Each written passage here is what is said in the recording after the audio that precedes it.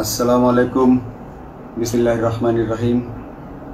আমি বাংলাদেশ পুলিশের একজন কর্মকর্তা এসআই মাসুদ রানা। আমি আপনাদের কাছে কিছু তথ্য তুলে ধরতে চাই, যেটা বাংলাদেশের মানুষ অনেক দিন ধরেই জানে না, বা তারা এই প্রশ্নের উত্তর খুঁজছে অনেক বছর ধরে, কিন্তু কোনো উত্তর খুঁজে পায়নি। আজকে যাকে সেনাবাহিনী থেকে অব্যাহতি দেওয়া হলো, মেজর জেনারেল জিয়াউল হাসান, যিনি এনটিএমসির প্রধান ছিলেন এবং তিনি র্যাবের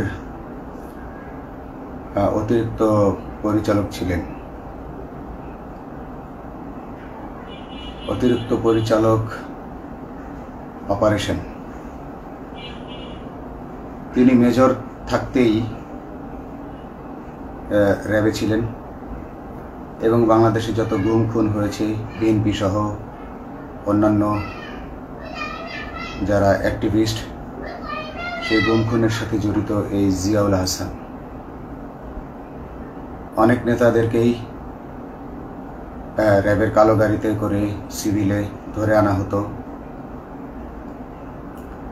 এনে র্যাব ওয়ানের গোপন আস্তানায় তাদেরকে আটক রাখা হতো। এরপর তাদেরকে সময় মতো অজ্ঞাত স্থানে নিয়ে তাদেরকে হত্যা করা হতো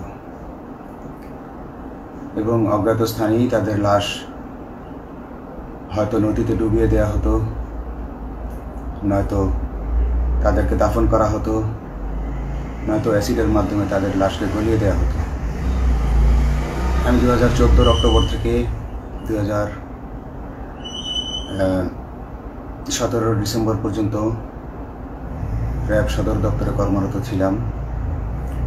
তখন র্যাবের ডিজি ছিলেন বেনজির, যিনি আজকে দেশের হাজার হাজার কোটি টাকা চুরি করে, পুলিশের হাজার হাজার কোটি টাকা চুরি করে পালিয়ে গেছেন বিদেশে।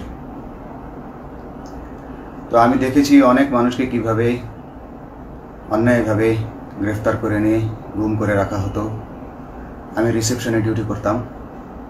গুম হয়ে যাওয়া মানুষের স্বজনেরা আমার কাছে আসতো, কিন্তু আমাদেরকে কঠোর নজরদারিতে রাখা হতো।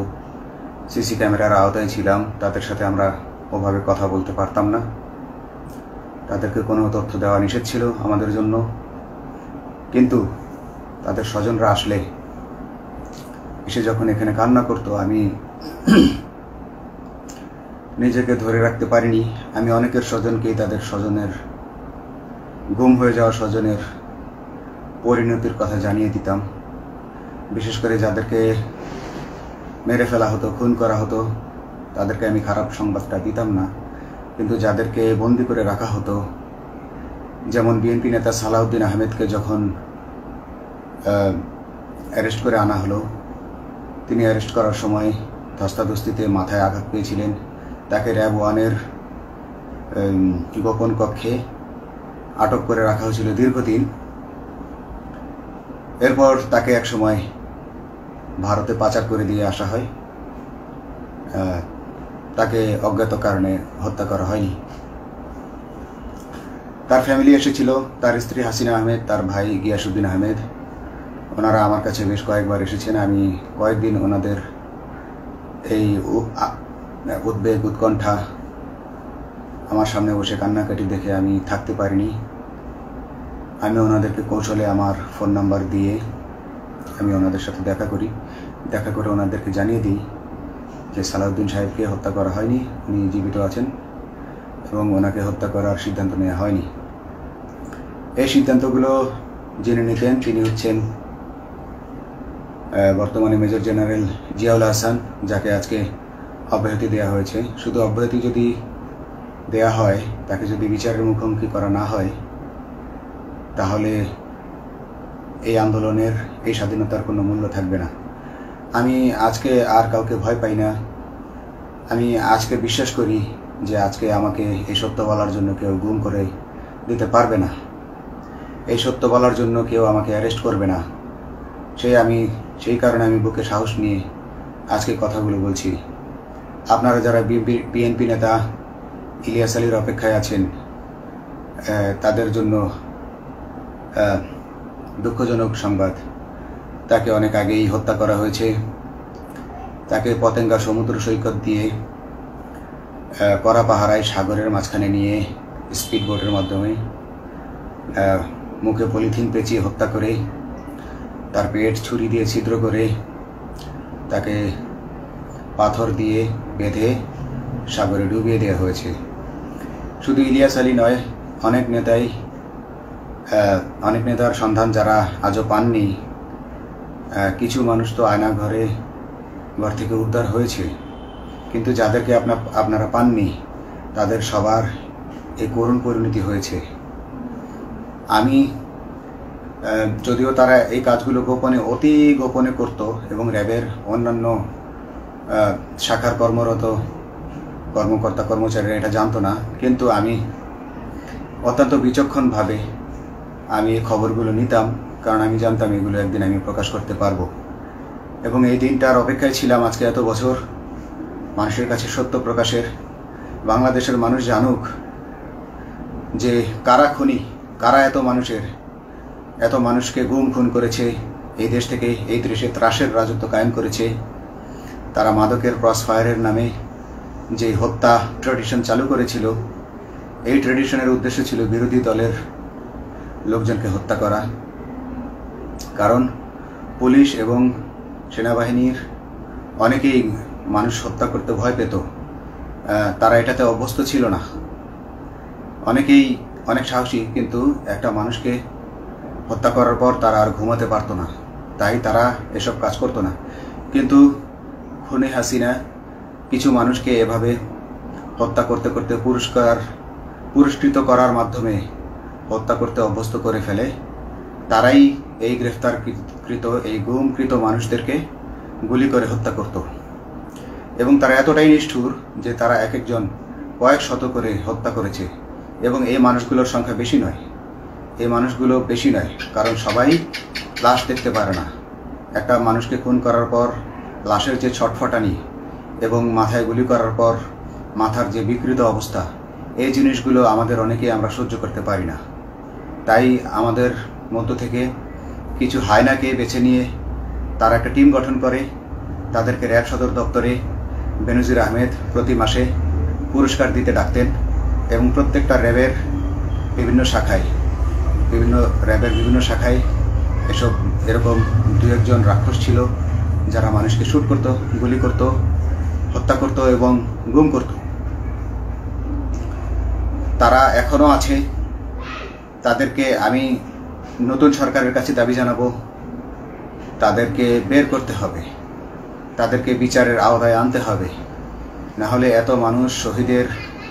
শহীদের বিনিময়ে যে ফ্যাসিবাদ থেকে, যে স্বৈর শাসন, যে খুনি হাসিনার হাত থেকে আমরা মুক্তি পেয়েছি, সে মুক্তির প্রকৃত মূল্য আমরা পাবো না, প্রকৃত স্বাদ আমরা পাবো না। এই খুনিদেরকে বের করতে হবে, এই খুনিদেরকে বের করে আইনের আওতায় আনতে হবে। বাংলাদেশ পুলিশ কখনোই গুলি করতে অভ্যস্ত ছিল না। আপনারা জানেন একসময় পুলিশ যে গুলি করতো না, এটা নিয়ে অনেক ব্যঙ্গচিত্র ছাপা হতো পত্রিকাগুলোতে, যে গুলি না করতে গুলি খেলনার বন্দুকে পরিণত হয়েছে। তো কিন্তু সেই নিরীহ পুলিশকে রক্তপিপাসু হিসেবে শেখ হাসিনা তৈরি করেছে। তবে সবাই নয়, কিছু কিছু মানুষ। আপনারা দেখেছেন এবং এই আন্দোলনের ভিডিও ফুটেজ দেখলেও দেখবেন যে কয়েক শত পুলিশের মধ্যে কেবলমাত্র কয়েকজনই জনতার দিকে গুলি ছুড়ছে। তো আপনারা ঢালাওভাবে পুলিশকে আপনাদের আক্রমণের নিশানা বানাবেন না। নতুন সরকার অবশ্যই এর বিচার করবে। আমি আশাবাদী নতুন সরকারের কাছে তারা যদি আমার কাছে কোনো তথ্য চায়, আমি তথ্য দেব ইনশাল্লাহ। এবং এই খুনিদেরকে, এই রাক্ষসদেরকে বের করতে হবে। প্রতিটি গুমের, প্রতিটি হত্যার সুষ্ঠু তদন্ত করলে এগুলো বের হয়ে আসবে বলে আমি আশা করি। এবং আমি চাই এরা ধরা পড়ুক, এদের বিচার হোক, না হলে এরা যুগে যুগে এই রাক্ষস যুগে যুগে রয়ে যাবে, আমাদের মাঝেই তারা লুকিয়ে থাকবে এবং যুগে যুগেই তারা মানুষের রক্ত পান করেই যাবে। পুলিশ বাহিনী মানুষকে সেবা করবে, এটাই হওয়া উচিত পুলিশের ধর্ম। পুলিশের ধর্ম হবে মানুষ, পুলিশের জন্য, পুলিশ মানুষের জন্য। উন্নত রাষ্ট্রের পুলিশ যেভাবে, মানুষ যেভাবে পুলিশকে ডাকলেই পুলিশ 5 মিনিটের মধ্যে ছুটে যায়, তাকে সাহায্য করে। আমরা বিভিন্ন ভিডিওতে দেখি যে পুলিশ হাঁসের বাচ্চাকে রাস্তা পার করে দিচ্ছে, একজন অন্ধ মানুষকে রাস্তা পার করে দিচ্ছে। বাংলাদেশের পুলিশ এমনটাই করতে চায়, আমরা এমনটাই করতে চাই, কিন্তু সেই পরিস্থিতিতে আমাদেরকে রাখা হয়নি। আমাদেরকে রাখা হয়েছে দৌড়ের উপর, আমাদেরকে রাখা হয়েছে বিভিন্ন অন্যায় কাজের উপর, বিভিন্ন অন্যায় আদেশের উপর।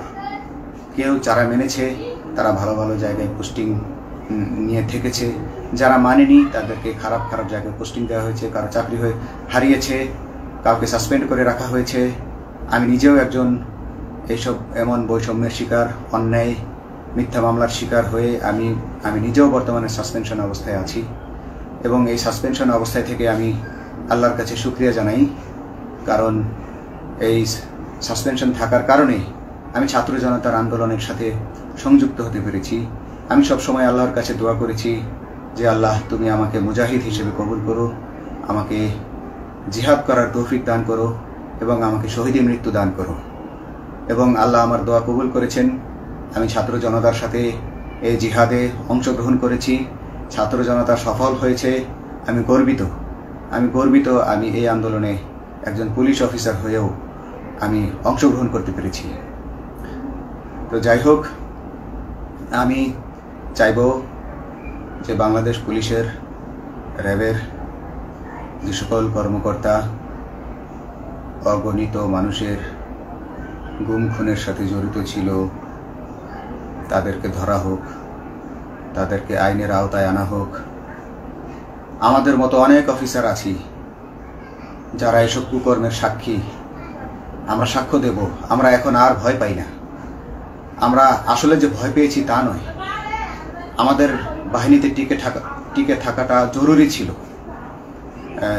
জনগণের স্বার্থেই আমাদের বাহিনীতে থাকা জরুরি ছিল, কারণ আমরা যদি বাহিনী থেকে আউট হয়ে যেতাম তাহলে এসব তথ্য আমরা জানতে পারতাম না এবং জনতার কাছে পৌঁছাতে পারতাম না। জনতার কথা বলতে হলে, জনতার সাথে থাকতে হলে আমি পজিশনেও থাকতে হবে। এই জন্য অনেক কিছুই প্রকাশ করিনি, কারণ আপনারা ভালো মতোই জানেন যে অনেক সেনাবাহিনীর মেজরকেও গুম করে দেওয়া হয়েছে যারা মুখ খুলেছে। আমি তো একজন সামান্য সাব ইন্সপেক্টর, আমাকে গুম করে দেওয়া তাদের 1 সেকেন্ডের ব্যাপার ছিল। তো আমি এখন বিশ্বাস করি যে এখন সেই দিন, সেই কালো মেঘ সরে গেছে আকাশ থেকে, আকাশ মুক্ত হয়েছে, এই দেশ জালিমের শাসন থেকে মুক্ত হয়েছে। আল্লাহ তাআলা আমাদের উপর রহমত বর্ষণ করেছে। অগণিত মুসলিমের দোয়া আল্লাহ তাআলা কবুল করেছেন, অগণিত 18 কোটি মানুষের দোয়া আল্লাহ কবুল করেছেন। নইলে এইভাবে হঠাৎ করে 15 দিনের মধ্যে 15 বছর ধরে গড়ে ওঠা রাক্ষসের পতন ঘটা আল্লাহর রহমত ছাড়া, আল্লাহর রহমত ছাড়া এটা কখনোই সম্ভব হতো না। আমি আল্লাহর উপর ভরসা রেখে বলছি, আপনারা নতুন প্রশাসনকে ঢেলে সাজান, পুলিশ বাহিনীকে ঢেলে সাজান। এই সিস্টেমের মধ্যেই, পুলিশের এই সিস্টেমের মধ্যেই গণ্ডগোল আছে, নিয়োগের মধ্যে গণ্ডগোল আছে। আপনারা এই সিস্টেমগুলো পরিবর্তন করুন, আপনারা এই সিস্টেম পরিবর্তনে সাহায্য করুন এবং পুলিশ ডিপার্টমেন্টে যত ডিপার্টমেন্টাল পরীক্ষা আছে এগুলো তুলে দেন। এই ডিপার্টমেন্টাল পরীক্ষাগুলোর মাধ্যমে আমাদের ঊর্ধ্বতনরা আমাদের গলা সবসময় চিপে ধরে রাখে, ঠিক আছে? সেজন্য আমরা তাদের কাছে সবসময় আটকা থাকি। এজন্য আমরা অনেক কিছু বলতে পারি না, অন্যায়ের প্রতিবাদ করতে পারি না। তো এই সিস্টেম পরিবর্তন জরুরি। ডিপার্টমেন্টে কোনো পরীক্ষা থাকা যাবে না। কনস্টেবল হতে যারা একটা নির্দিষ্ট সময় পর তার বিভিন্ন কোর্স করানোর মাধ্যমে তার প্রমোশন হতে হবে। সাব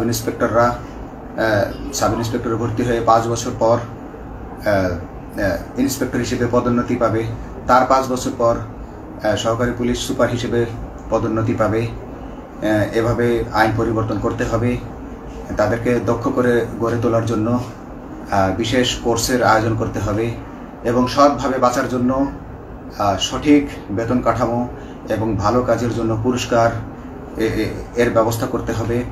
বিভিন্ন যে চোরাই মাল মাদক উদ্ধারের জন্য সেক্ষেত্রেও বিশেষ পুরস্কারের ব্যবস্থা থাকতে হবে এবং বাসস্থান এবং যানবাহন, পুলিশের যেই ব্যয়টা হয় সেটা হচ্ছে বাসস্থান এবং যানবাহন। পুলিশ আমরা নিজের বেতনের টাকা দিয়ে মোটরসাইকেল কিনে চাকরি করতে হয়, এই বিষয়টা যেন না করতে হয় এবং সরকারি বাসস্থান যদি আমাদেরকে দেয়া হয় তবে আমরা বেতনের টাকা দিয়ে আমরা মানুষকে সেবা দিতে পারবো, সৎভাবে চলতে পারবো এবং দেশের মানুষকে সন্তুষ্ট করতে পারবো ইনশাল্লাহ।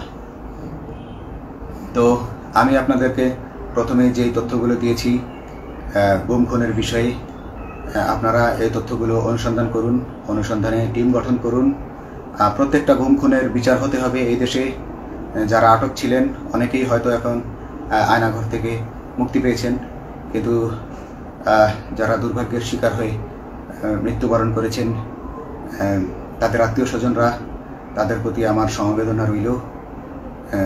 তারা জোর দাবি তুলুন, তারা সবাই সরকারের কাছে আপনাদের পরিবার পরিজনের নিখোঁজ হওয়ার বিষয়টি তুলে ধরুন, আপনারা জোর দাবি জানান এবং গুম খুন তদন্তে একটি তদন্ত কমিটি গঠন করা হোক, যেখানে কোনো পুলিশ বা সেনাবাহিনীর সদস্য থাকবে না। এটা হতে পারে বিচার বিভাগীয় তদন্ত বা অন্য কারো মাধ্যমে, কিন্তু এই হায়নাদের এই খুনিদেরকে বের করুন, বের করে এদেরকে শাস্তির আওতায় আনুন, তবেই এই তারা তাদের বলিদান সফল হবে। আসসালামু আলাইকুম।